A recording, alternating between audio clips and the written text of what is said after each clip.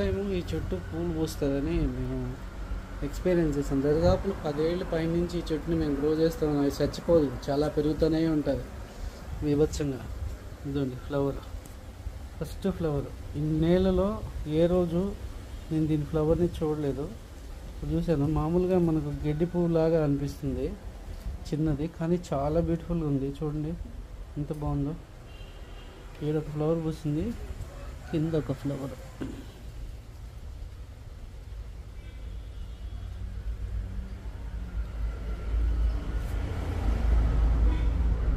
మనకు గడ్డి పువ్వు ఉంటుంది కదా, అలా ఉందన్నమాట. ఎంత బ్యూటిఫుల్గా ఉందో.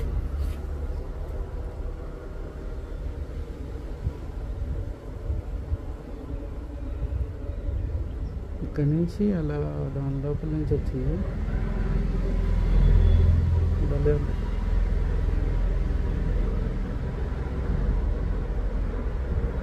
ప్రకృతిలో ఇట్లాంటి చిన్న చిన్న అందాలను కూడా చూసి మనం మురిసిపోవాలి, ఎందుకంటే ప్రకృతి మనకి ఇచ్చిన వరం అది.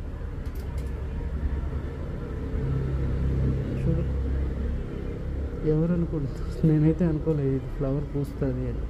ఇలా షోగా ఆకులు వస్తాయేమో అనుకున్నా.